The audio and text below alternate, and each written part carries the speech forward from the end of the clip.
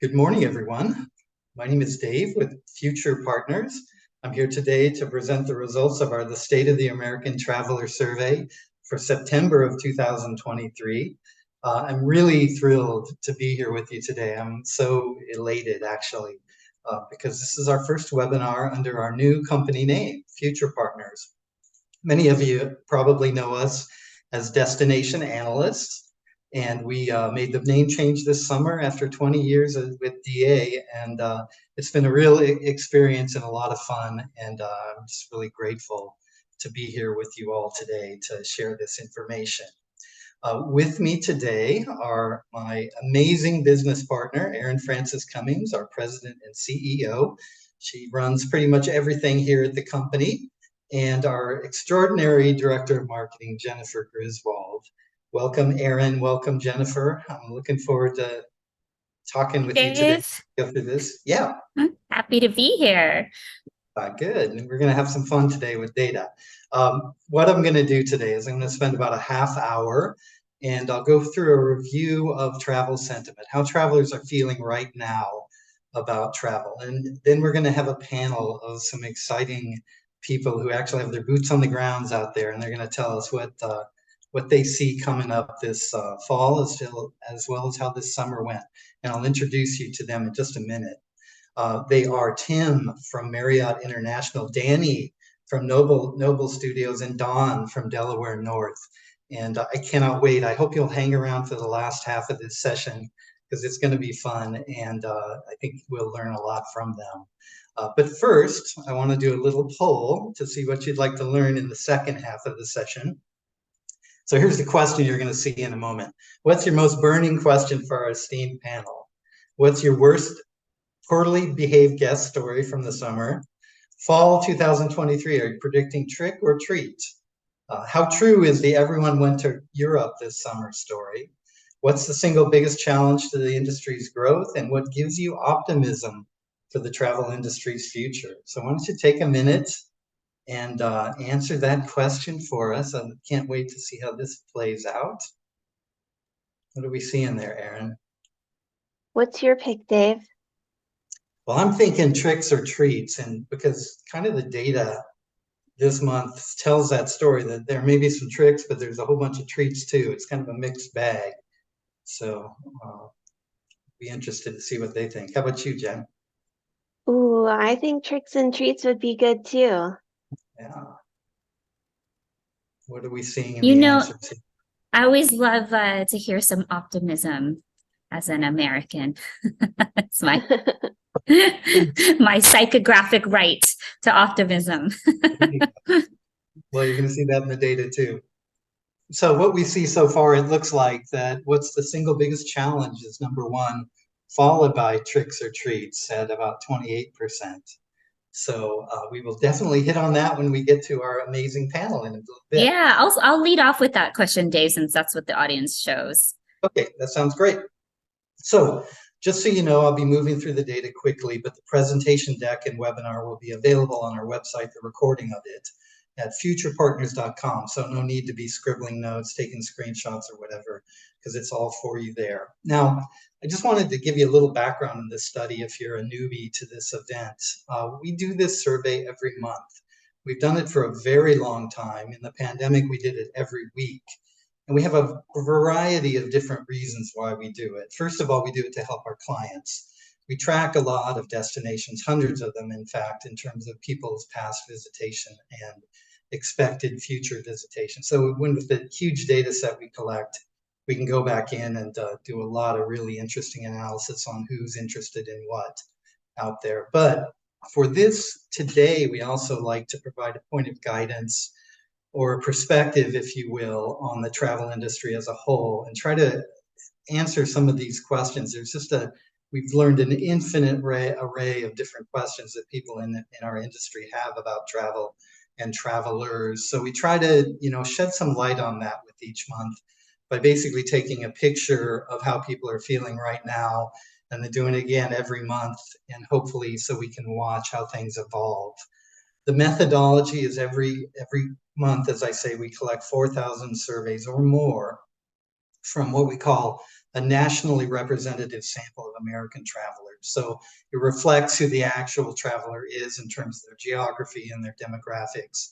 And we did this last one in late August, as you can see here, in the plus or minus confidence interval for the top line data I'll present to you today is plus or minus 1.55%. So you can have a lot of confidence in the accuracy of what you're seeing here in terms of measuring how people are feeling out there. So let's talk about current sentiment. I have a couple of metrics I want to share with you about how people are feeling about their finances right now, because we know, as we've seen throughout the year, that finances are king right now in terms of how people are thinking about pretty much everything around spending. So we asked this question: would you say your household's better off, worse off, or the same as you were a year ago? And right now we're fairly split on this, with about 27% saying that they feel they're better off than they were a year ago. More though, 36% say that they feel they're worse off. So we're leaning towards the negative here, but it is fairly split. And we can see this has moved around in a relatively stable way over the last 2 years. The data I'm going to share with you today, and most of my charts, shows 2022 January to today by month. And I did this because that's about when the pandemic really started to end in terms of the last wave and all. So if we look at the first part of last year, the first 8 months, we see we had an average of 30.1 in terms of the percent of travelers who felt they were better off or much better off than they were a year before. Now we're at 30% for this year, so the first 8 months. So you can see we haven't changed a lot in terms of how we feel about our current financial situation.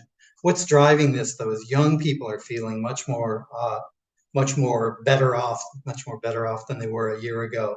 People with high household incomes as well, you can see more than twice as likely to say that they're better off than they were a year ago. And people who live in urban areas as well. So these groups are in many ways, even though we have this similarity between the years, affluent, young, and urban travelers are definitely the ones that are buoying or buttressing this sensibility in the traveling public. Concerns about now being not a good time to travel are pretty high. When we ask them if it's a good time to spend money on leisure travel, you can see that 25% say indeed it is, or a very good time. However, on the other end, 40% say this is a bad time or a very bad time to be spending money on travel. That's not good news for our industry. And if we look at it over time, the last 2.75 year, you can see an interesting story that last year, starting in February, we had a precipitous drop that continued throughout the year. This happened before the real crisis with inflation really started to kick in during the summer. And then it's been going down the last couple months here too, as well, as you can see. If we look at that metric comparison we did before the 8 month thing, last year we were at 33.8, this year 29.3, feeling that it's a good time or very good time to be spending on leisure travel. So there's some weakness there in terms of that, which is not good. Buoyed by millennials, you can see again the same story by income. People who have higher incomes are way more, 3 times approximately, more likely to say that now is a good time to be spending on leisure travel, and urbanites as well. Same story with that one. So concerns about spending are very significant right now.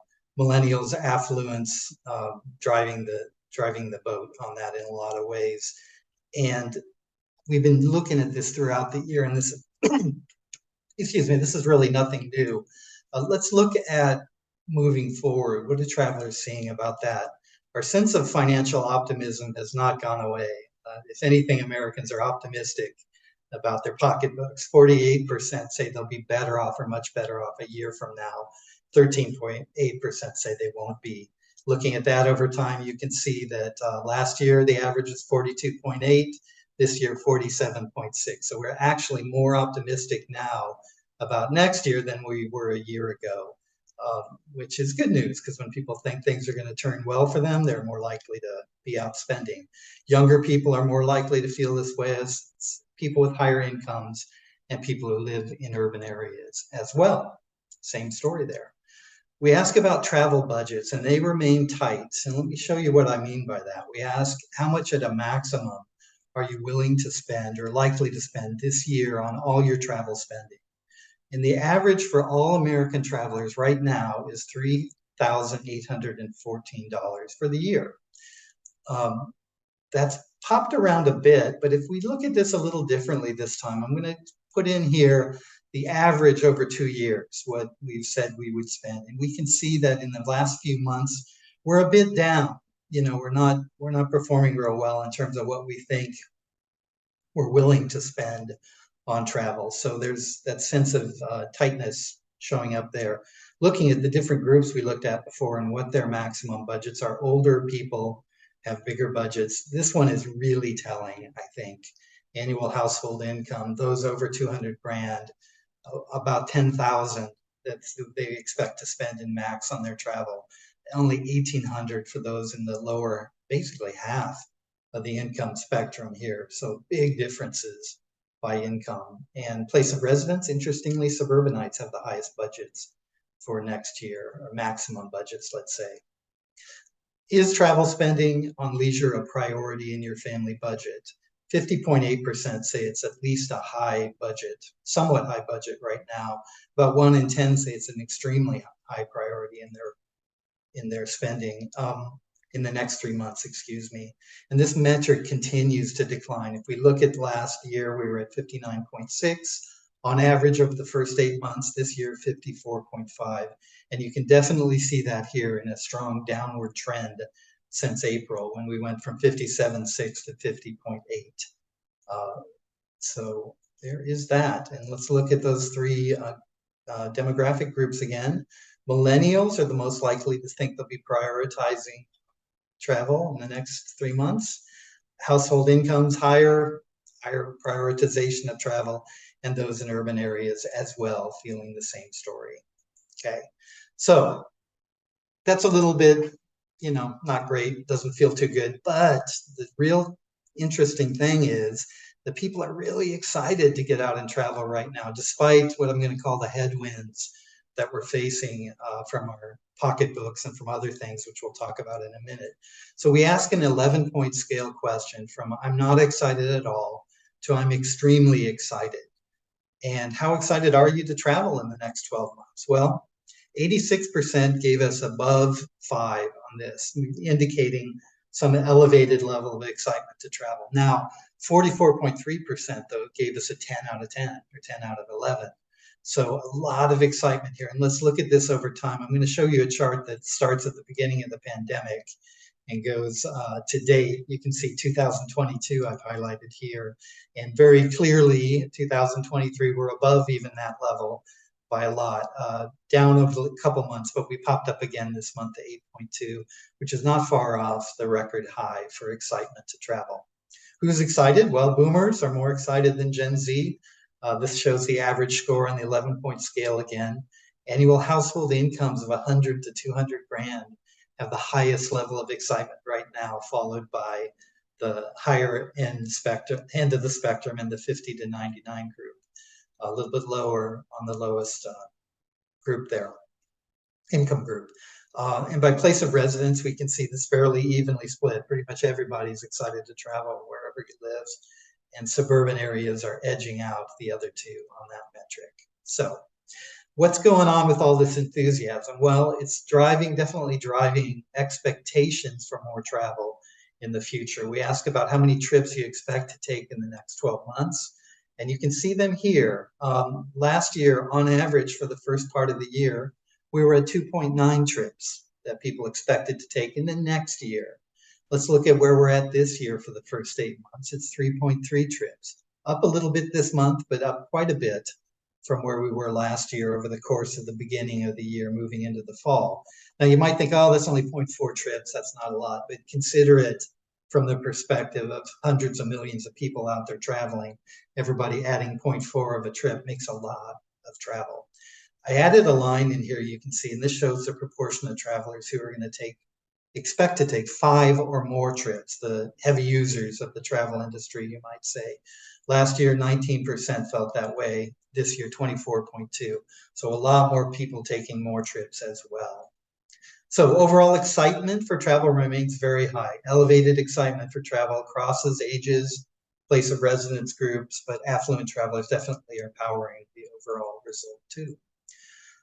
Okay, let's talk a little bit more about some impediments we're seeing here. And as you know, I think over the last year and a half, we've had a ton of talk about recession. It's hard to turn on the news without somebody predicting a recession coming. Things have lightened up in that regard recently, and I think if you've been listening to the economists in our industry talk, we should be in a recession right now by their forecast, but none of that played out, and the economy is actually doing pretty well in terms of GDP growth. But people still are expecting a recession in the next 6 months. Half of travelers feel that way. And if we look at that, only 16% disagree with the statement that we'll be in a recession 6 months from now, within 6 months. Looking at over time, it's remained stubbornly high. It's come down from its peak last year, but it's still, with half of travelers feeling that way, it's problematic. And why is it problematic? Well, obviously, if you're worried about your economic fortunes in any way, it could lead you to be more careful with your spending. If I think I'm going to lose my job, Aaron's going to cut my pay, whatever, I might be a little more careful with what I'm spending, looking for lean times to come. So we ask you whether you're actually doing that. Are you tightening your wallet, basically because of concerns for recessionary period coming up? 60% agree with that right now. And you can see that has also remained stubbornly high over the course of the last year or so, with 2 out of 3, basically 60% saying that they're being careful with money. High costs continue to be an impediment. As you know, if you've been with us, this has been a theme throughout the year, that the rapid increase in all costs of living elements and the cost of travel has been hurting people's ability to get out and travel. 43% say that travel being too expensive right now is the reason they haven't traveled as much as they would have otherwise liked to in the past 6 months. And you can see the top 4 reasons people aren't getting out as much as they want to are financial. They deal with either costs or personal financial reasons of gas, air, or travel in general. Looking at cost, again, it's starting to creep, it's more than started. It's back in March or so. It's been on a little light upward trend basically every month, moving us up from 37.5 in January to 43 now. Okay. Asking directly, have travel prices kept you from traveling in the past month? 40% agree with that. And you can see here the blue line shows that tracking over time has been growing since basically February, with a little drop in June, but we're up quite a bit in terms of travel prices keeping people from traveling like they want. So travel is facing headwinds despite the enthusiasm for it as a product in general. And headwinds from high prices and spending caution, basically coming from recessionary fears. The single biggest impediment to travel in this moment is the high cost of doing so. So let's talk about how people are actually traveling. The treat, so to speak. I hope that makes you happy, Aaron. We do have a treat for you. And that people are out there, despite these concerns, traveling. And the way I like to look at it is there's a lot of headwinds coming against us, but we love travel so much, we're out there doing it. And we're maybe even still making up a little bit for lost time from the pandemic. The chart you see here shows the percent of travelers who had taken an overnight trip. Keep in mind, these are overnight trips in the past month. We've been tracking this for a while. You can see last year, over the first 8 months of the year, 37% of travelers had traveled overnights to somewhere in the past month. This year, that's up to 40.1, and you can see a pretty pretty stark increase from January up until last month. We had a little dip this month, but overall, year over year, we're looking pretty good in terms of the number of trips people are taking on a monthly basis, or that they report taking. That's the number of people who traveled. Now we're going to look at the trips they took. And you can see that in the light blue line I just flew in here. And last year, over the first 8 months, it was 1.8 trips. This year, it's 2 trips. So an additional 0.2 trips for each traveler on an overnight case. So despite the headwinds, people are getting out there and doing it, which is what we want to do. But one of the more interesting things we've been noticing this year deals with day trips. And the blue line you see here shows the percent of travelers who took at least one day trip in the past month. And again, it's defined for them in the survey as being 50 miles or more away from home. And not for your regular course of life activities like work and such. So you take a trip, you go home at night. 35.8% last year on average over the first 8 months said that they had taken a day trip during the most recent month. I think you can see what's going to happen with this chart here, but this year, starting in about March, we had a big jump. And we see 47% now saying they've taken a day trip in the past month, a huge leap over last year. Now, this may be a result in some level of the cost of travel being high, that people are fulfilling that desire by taking shorter day trips to go out and have fun and do all the things that you like to do when you travel. Could be a reason for that. Let's look at the number of trips they've taken. And you can see this has not changed a lot. More people taking day trips, but the number of trips that they've taken in the past month hasn't changed much, from 2.1 to 2.2 over the course of the year. So good news, very good news in terms of what's actually happening out there in the market.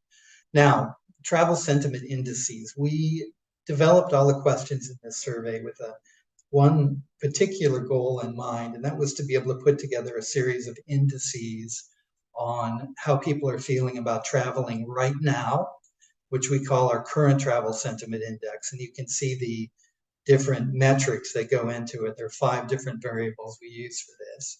And then also the second half is how they feel about traveling in the near-term future, 3 months to a year out. This is our future travel sentiment index. And you can see the 4 metrics right here that we use for this index. So starting in February of last year, we began publishing this. So everything you see here is relative to that point in time. And you can see the current index right now is quite elevated at 112% compared to where we were at the beginning of this time. But you can see we've come down a bit from early in the year in March when we had a peak, and even a pretty good drop this month as well. When we look at the future travel index, how people are feeling about traveling in the upcoming year or so, we can see we've been on a little bit of a slide ever since April of this year. Not a huge drop, but we're below where we were back in February of 2022 in terms of that excitement. Okay, so let's talk about family travel real quick. And I'm throwing this in here because I swear every time we do this, I get an email from somebody, or somebody on the team forwards an email wanting to know about family travel. Because there are a whole lot of people out there that make their living off families visiting, whether you're an attraction or a city or whatnot. So I just have a little quick story for you here on family travel. Now, I define that as people who say they're a parent to a school-age child who they travel with once a year at least. So 29% of us fit that mold. You can see that they travel more. These are overnight trips right here. They're more likely to take an overnight trip in the past month, and they take more trips last month. So they're out there moving around more than the norm. Same thing for day trips, as you can see here. But we think this is going to continue at least through the year, right? Because they're prioritizing travel higher. You can see their budgets for travel are higher than those who don't have kids, and their prioritization of travel and their family budgets is higher. So for those of you marketing to kids, good news for this upcoming point on time. Okay, so let's finish up and talk about why we travel. As I said, we like to do a little segment of something different. Hopefully, really what I hope you'll go away with, maybe you'll get an idea from this about something which will trigger some thinking and help you be a better marketer. So we had developed some questions about why people travel. We wanted to kind of check in after all this work in the pandemic and the post-pandemic months. Like, why are we out there traveling? What is it that's motivating people? So we came up with I think, an interesting approach where we asked 2 questions. The first question, we gave them a list of potential reasons that you might travel. And we said, check those that motivated you to take the trip, your most recent trip. And these are all trips that were taken in the last month. Now, we have 2,400 trips in this sample, so a big sample of people who traveled very recently, and we think they can recall the motivations for the trip because of that. And then we ask them, well, you've selected A, B, and C. Tell us, allocate 100 points between the three to say how important each was to you in your motivation to travel. So there were general motivations. We tested everything from, relaxation to personal growth, and a variety of activities too, because we understand that people travel to do specific activities. You might go to a festival. That's the reason you travel. So looking at those, we have kind of an interesting story for you here, but I want to make sure you understand it. So I did this for a trip I took a couple weeks ago. I was down in Tennessee for a business trip and had a couple days to kill before I went over to Esto in South Carolina. And I had never been to northern and southern Mississippi and Alabama. So I thought, okay, I'm going to go do a road trip and I'm going to stay on 2-lane roads and just see what I can find in those two states. And it turned out to be an amazing trip. You can see pictures of the fun places I visited here, from Elvis's home to the Tuskegee Airfield, which you have to go to. It's such a compelling story, to a Buc-ee's, which I had never been to before. I don't know what you know about Buc-ee's, but it's quite an experience. Anyway, when I looked at the list, I said these 4 things: serendipity, exploration, education, and visiting historical sites were my reasons for the trip. However, when I allocated the points, it looked something like this, with personal growth and education really being the reason. I really just wanted to learn about this place, and maybe it'll make me a better person when I hear people talking about it. So that's why we did it. So let's do a quick pop quiz. And I want you to try to answer this question: which factor was important to the smallest number of travelers? Self-care, serendipity, which we define as enjoying the magic of unexpected experiences; bragging rights, defined as enjoy the social benefits of being seen as well-traveled; education, or exploration? Which is the smallest one on this list? Let's see what you think. Bragging rights. Wow. What do you think about that, Erin? I love that one because it always amazes me how few people will fess up to that, even though we know it's a motivator. Yeah, no doubt. Well, it looks like bragging rights is the home run king here. A little bit with education and personal growth, 22%.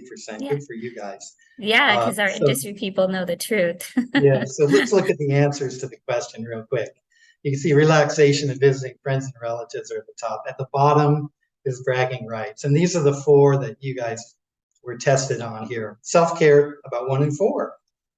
Exploration, 1 in 5. A little over 1 in 10. Serendipity, little under education and personal growth. And these are the most recent trips taken by Americans and the reason they traveled. And bragging rights at the bottom.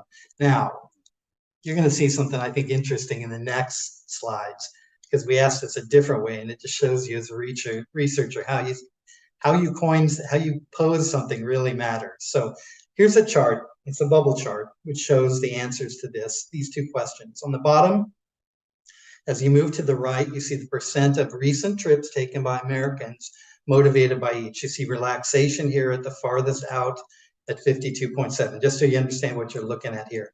The other axis shows the importance of each one. If you answered one of these, how important was it to you?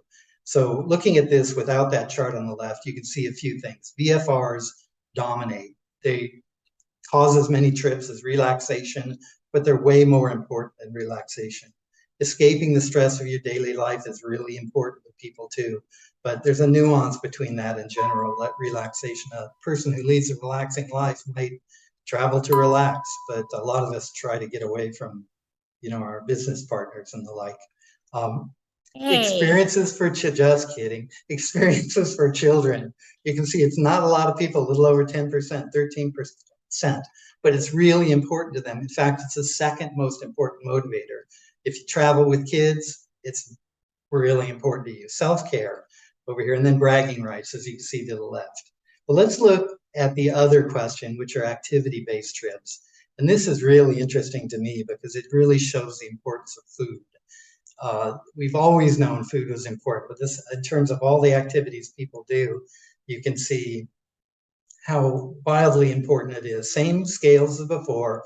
You can see restaurants and dining motivated more trips than any other activity in the recent month here. And the importance are shown over here. A couple things to call out: restaurants and dining, right? Shopping, not nearly as motivational, either in terms of volume and importance. Outdoor activities, similar to shopping in volume, but more important to people that do it. Children's activities, very similar to what you've seen. And then taking pictures, videos for my social media posts, 18%. And you can see it over here on the left. More trips motivated by that, and by fairly significant too on the other axis. Than meeting people locally, visiting historical sites, or even visiting state and national parks. So don't discount the importance of how we look online. And if you don't believe people take pictures and travel to do so, I'm just going to share, to wrap this up, a little video. What they don't tell you about the Leaning Tower of Pisa is that everywhere you look, you see people just holding their arms up just to all take the exact same photo. That's literally what it's like being at the Leaning Tower of Pisa. What they don't Anyway, that just made me laugh, because when I was putting this deck together for you all, I took a break to look at TikTok, and that was one of the first videos that showed up. So anyway, thank you all for being here with me for this first half hour. You all know this, I think, but in case you don't, we are a full service research company. We're involved in all aspects of research, from geolocation data to visitor targeting to audience persona identification, brand studies, resident stakeholder research, ad testing, you name it, we do it. So if you have research needs, we would very much love it if you'd consider us. We do our passion profiles reports. It's a product you can buy off the shelf right now. We have huge samples from this survey of people who are passionate about each of these things you see here, from hunting to crafting to geocaching.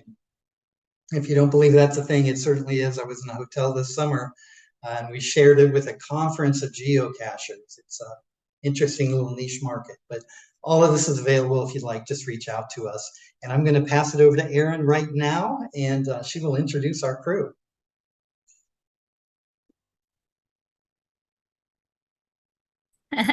Thanks, Dave. It's so, like you said, it's just tricks and treats for fall. I heard an economist yesterday say that this is the most anticipated recession in history.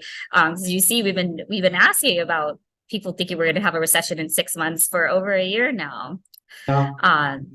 Anyway, I'd love to invite our panel on. So Danny, Tim, and Don, could I get you on camera? And then I'm going to have you go around and introduce yourselves to our audience. And audience, just so you know, we're thrilled to have these folks on. We're going to be talking about what they saw this past summer and what that might teach us about what's in the future.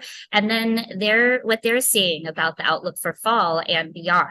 So Danny, I'm going to have you introduce yourself, followed by Tim and then Don. Danny, go ahead. Sure, thank you. Hi, everyone. My name is Danny Winter. I am the Performance Marketing Director at Noble Studios. We're a full-service agency. One of our largest verticals is travel and tourism. So we work on a number of clients, both national and international, anywhere from Visit Lake Tahoe to the islands of Tahiti. So we have a good idea of cities, national parks, states, those types of things. So I'm really excited to be here and talk to you guys about travel trends. Thanks again for being here, Daddy. All right, Tim. Well, hello, everyone. It's good to be here today. Thanks for having me. Tim Oldfield. I lead the corporate and TMC sales teams in the global sales division for Marriott International. Many of you will be familiar with Marriott and our now 32 brands at 8,500 hotels around the world. And I'm looking forward to this conversation today. Well, Tim, I hope I'm not upsetting other people in the audience, but I know we'll be upsetting you by telling you I am definitely a Marriott person. Love, love, love your brands. All right, Don. Hi, thank you for having me, Erin and Dave. My name's Don Foste. I'm head of sales for Delaware North.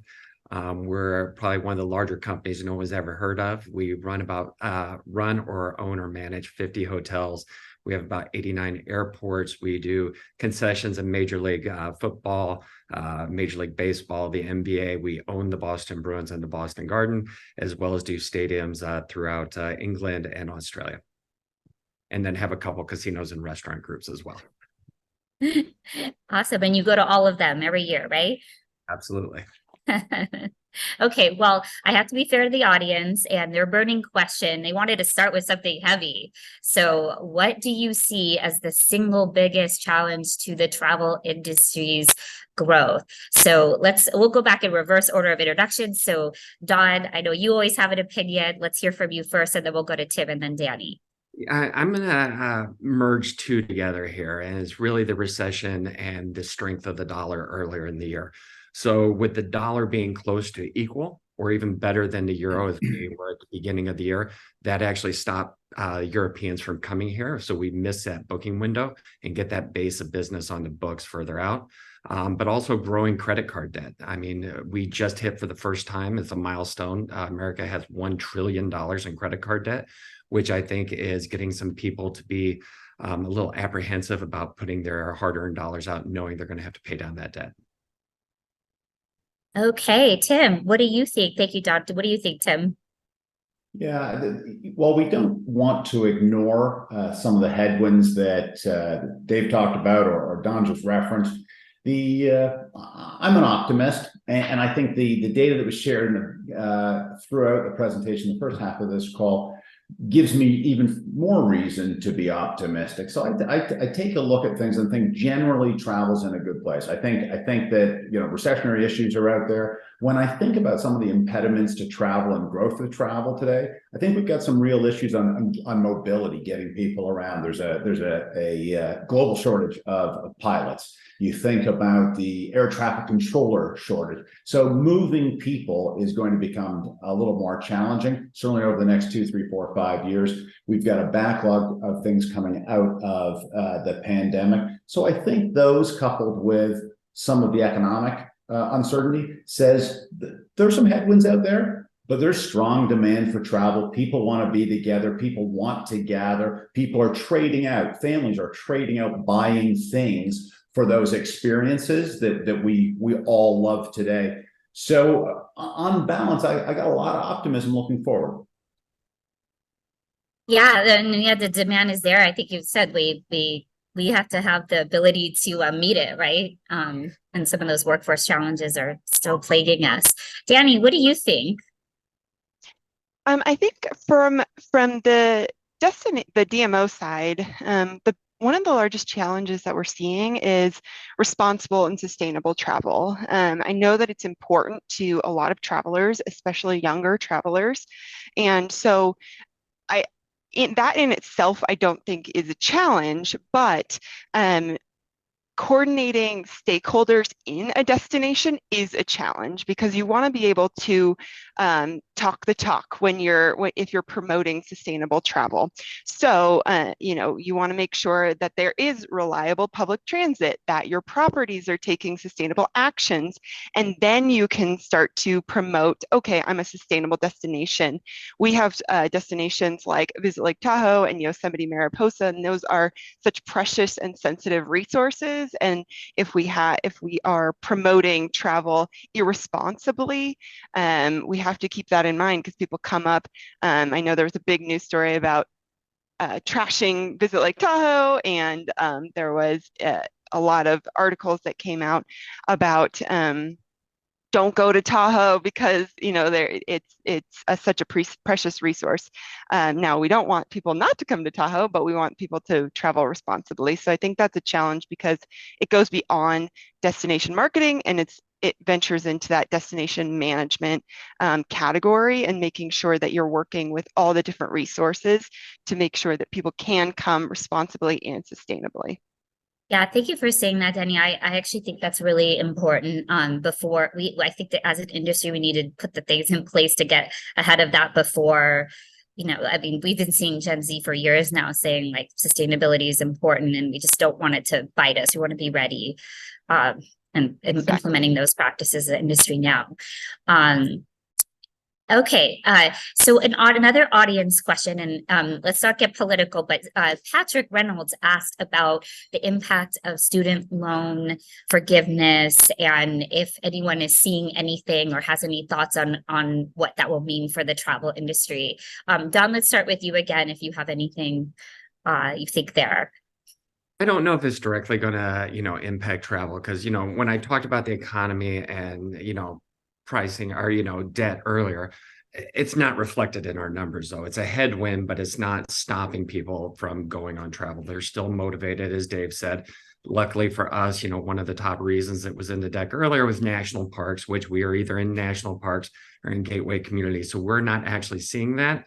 But then again, if you think of national parks, the major segments aren't really looking for student loan forgiveness because we're speaking to about a more mature audience segment. So I can't necessarily say it's affecting our travel. Okay, Tim or Danny, anything to add on the student loan? I mean, I don't think we see it as a specific issue today, though. But I think it's part of the overall economic picture, and depending on the path forward, probably feeds into individuals' decisions. Totally. Yeah. Just keeping a pulse on that market, how people are feeling, and then whether that is, leaning into special offers or things like that, where you can kind of tailor your messaging towards how people are feeling. That's the approach we're taking, is just making sure that we're talking to how people are feeling, and they'll come because they want to travel, but maybe they're looking for either a shorter trip or an offer or something like that. Well, I know we're all looking forward to hearing what you're seeing for fall and the outlook for travel overall. But at Future Partners here, we always do think it's interesting to look at the past because there's a lot of learning about the future in that. And so I want to just revisit. We just finished summer 2023, and summer's so huge in the mindset for travel, right? So I'd love for you to all share what you saw in your businesses for summer 2023. But before that, just any show of hands, anyone have a really funny travel story or customer story that they want to share with the audience before I ask you about what your business saw in summer 23? I'm assuming you want me to tell the story of either my vacation or we were on a train my wife and I were on a train from Rome to Florence. And we have some young millennials behind us. They were probably newly graduated from college. And as the conductor's coming through with the cart for breakfast and coffee and tea, one of the individuals asked for a beer. And the person reiterated, no, we have coffee, we have tea, we have juice, maybe there's some Prosecco as well. And then they decided to ask for a cerveza. So the conductor reminded him that no matter what language they're asking for a drink in, it's still a beer and they don't have it. I love that.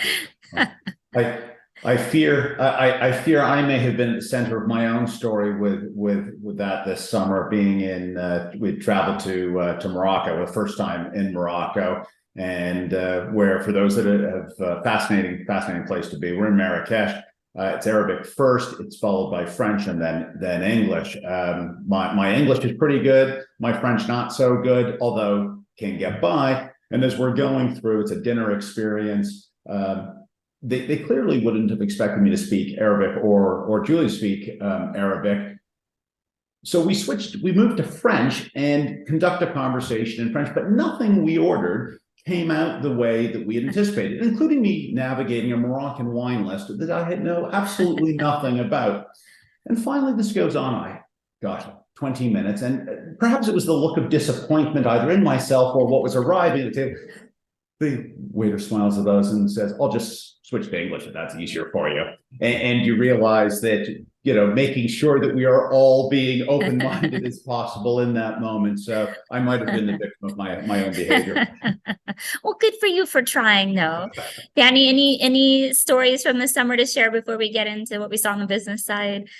Yeah, I think it's kind of funny. But we have an office in Bristol in the UK, and some of our UK colleagues came over and we met in Atlanta, and at least one of our colleagues had never been to the United States before, and we tried to take him to some local places, but then we also had a business meeting at a Buca di Beppo, and that is a very hard place to explain to people that haven't been to America. I'm like, this is just a weird place, and they're asking about all the decorations, and then the Pope room, if you've ever been to a Buca di Beppo, and what that means. And I think it was just a funny experience for people coming over and trying to Yeah. explain the uniquely American experience of a Buca di Beppo. Yeah, but hopefully it inspired more travel to the US.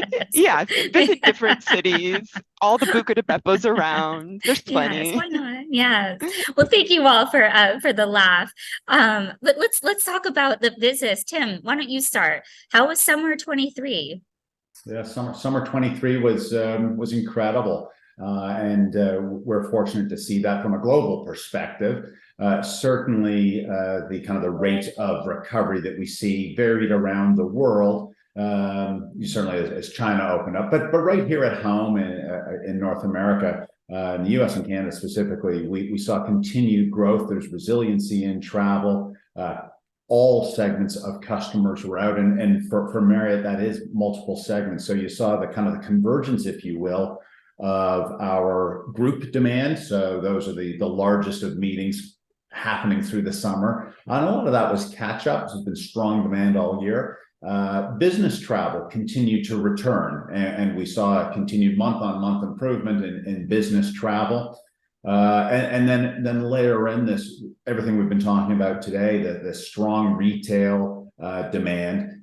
And I think those all came together to have a very powerful summer for the owners and operators of our hotels, and for our brands, and for our loyalty program, Marriott Bonvoy. So I think all of that was very positive. But we also saw some interesting things in terms of different trip purpose, blended trip purpose. And Dave talked about it on his, did I catch it right? The Southern Adventure.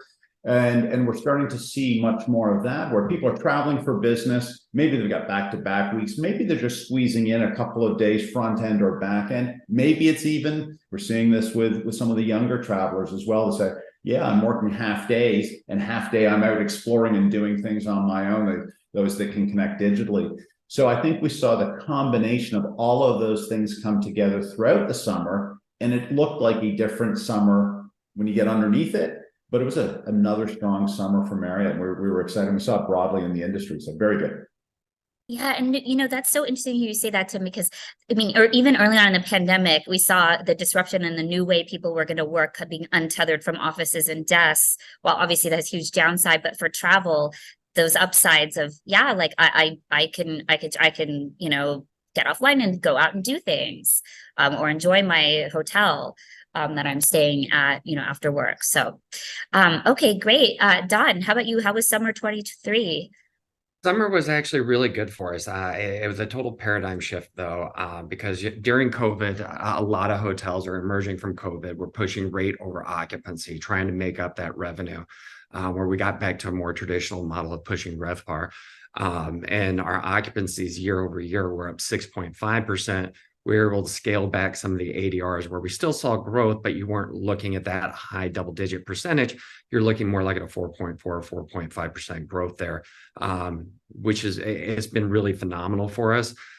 Just like Marriott, we're seeing segments bounce back, specifically like in the group segments, association and corporate, where we had really lost that business. Motor coach is starting to bounce back, but on the transient side, the biggest thing we've noticed is the booking windows just still keep reducing. 52% of all our summer business was booked within 60 days prior to arrival, where normally with a national park, that's usually around 20% because you're over 181 days. So it was a great summer, a little worrisome, with that short booking window. You just pray to God that the numbers are going to keep going, but it turned out to be great for us.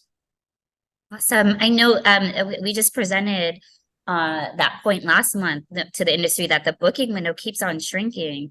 In August, the average American said for a week-long vacation, they'd plan it just 10 weeks out for a full week-long vacation. So yeah, that's amazing. All right, Danny, what did you see in summer 23?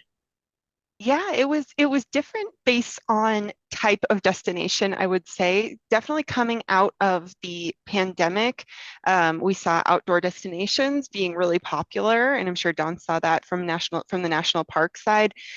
coming out of the pandemic, those outdoor destinations were strong, really strong summer. But then the last summer in 2022 kind of softened as people got comfortable going back to cities.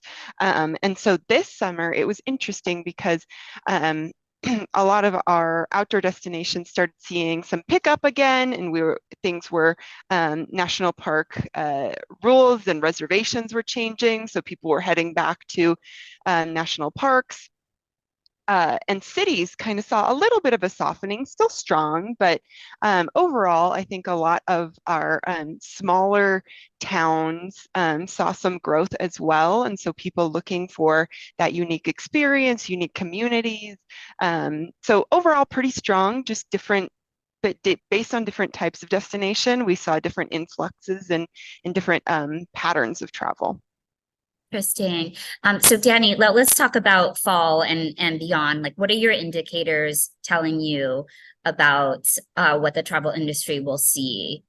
Is there anything the audience should note from your perspective? Yeah, we definitely see a stronger fall coming up. People are traveling more in those shoulder seasons. And I say shoulder season, some destinations, fall is not their shoulder season. Maybe it's their strong season if there's leaf peeping or whatever that is. But for a lot of destinations leading into the fall is that shoulder season. And so we are seeing some strong growth in shoulder seasons. We are seeing more of those dual income, no kids traveling because there's less, the amenities are available, there's less kids around. And so, we're seeing some strong movement there. I think a really interesting little piece is over the summer, we saw that destinations that offered things like a Taylor Swift concert saw really big growth. And so there's Taylor Swift is coming back to some cities in the fall. So say places like Miami and New Orleans and Indianapolis should see big growth when she's coming through there. And things like festivals, events, tours are really going to be big drivers continuing. These big arena tours are going to be an interesting thing to watch how travel changes based on those things. Yeah, it's really incredible. We haven't seen at this level. It seems like the drivers of tourism, those big stadium tours. Thank you, Danny. Tim, what is your data? What are you seeing for fall and beyond? Yeah, the fall certainly tells us more Taylor Swift is good for the hotel industry. It's rather remarkable that can be such a strong demand generator. So again, the mix of our business allows us to have kind of a unique perspective across many segments, and of course the breadth of our the geography that we operate in across the U.S. So tiers and geography says we see a little bit of everything everywhere we look. But there are a couple of things I think that we're really seeing. Resorts continue to be in high demand. I mean, the pace of leisure build continues to be strong for us. And we're listening to our customers and what they have to say about that, but they are continuing to tell us that they want to travel. I think there are a couple of other things that we see. So new demand generators. So you think about Formula One coming to Vegas, and you think about what that's going to do. That will be a new demand generator for our industry. And that's good for the entire industry, not just the hotel business, but that's good for the destination. That's good for restaurants. That's good for air. I'm not sure how good that's going to be for Uber when the track's in place, but it's going to be a big driver. So we're optimistic about that. Obviously, professional sports, all of the entertainment dimensions. And again, back to an earlier comment about travelers, American families want to pay for experiences. It is those things that they are turning to. Some of the destinations that we're seeing this fall, we've seen an uptick in search for places like New England with the fall colors. We're seeing, the kind of the popular in Europe, now a little bit in the US, to say like the city break type stuff, getting out of the city to that resort that is within that hour and a half drive, things like that. Hilton Head, demand growth growing there for a very different experience. the prairies. Like, it is all of these types of things that are coming together, and it points to what I think, when you combine that with strong group demand and a continued steady climb out and recovery of business travel, says we're looking forward to a good fall. And so actually, Tim, a couple of questions for the audience on that. Are you actually seeing a slow down? You know how there's the traditional that slows down from summer into fall. Is that actually happening, or is fall as strong as summer? And if it is slowing down, is it just as like the typical way it would pre-pandemic? Yeah, so there's a lot, we can relate it better back to pre-pandemic times. So you see some of those patterns. What's different is the mix of business at a specific hotel. I mean, Don would see this for sure with his hotels, where you say the patterns may look similar, but when your mix of corporate to group to retail now shuffles, those layer together, and it now says it materializes a little bit differently. So for sure, we saw some slowdown in retail. Kids go back to school, so families aren't able to get away. We saw a little bit of the impact of international routes opening up early in the year, so that took some travel elsewhere, things like that. So we watch all of those super closely so that we can understand what are those changing dynamics and how do we respond.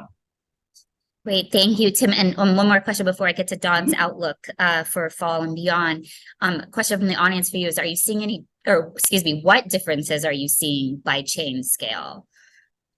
Yeah, so it's interesting, and again, it depends on the segment. So we through the pandemic, we saw a big run up in demand for our select service product. Those were our extended stay type units. We also saw at the other end of the spectrum massive growth for luxury demand. So while today you would see things like a slowdown in luxury, the reality is it is well above the 2019 levels. So we see it differently at different levels, and depending on the geography. So urban centers came back well for us through the summer. Again, a combination of that group business that's now returning. We talked about the demand, the kind of the dynamic of work from home, what that means. Smaller groups now need to get together because you do need to bring teams together. So this layering looks different today than it's ever done. So it is all of those. So depending on the geography, depending on how you cut it by chain scale, it does look different. But generally speaking, across the industry, there is strength in demand across the categories. It's robust. That's great to hear. Okay, Don, you get the final word. No, I mean, I'm just going to be echoing everyone else's comments. I mean, the fall looks great for us. Like Danny said, I mean, families are trying to get out. There's not our families, I say couples are trying to get out because there's not as many kids are back in school. I mean, from a transient perspective, we're up about 11% for the fall.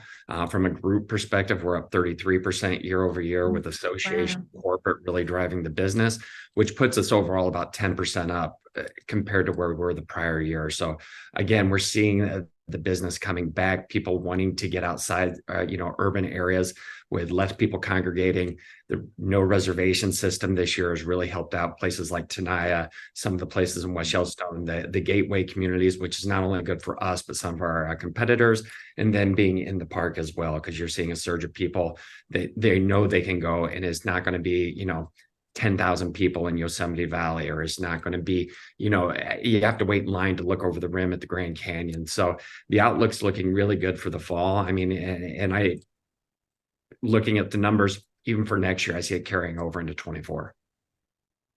Okay, great. And then question from the audience, Don, how permanent do you think this short booking window trend is?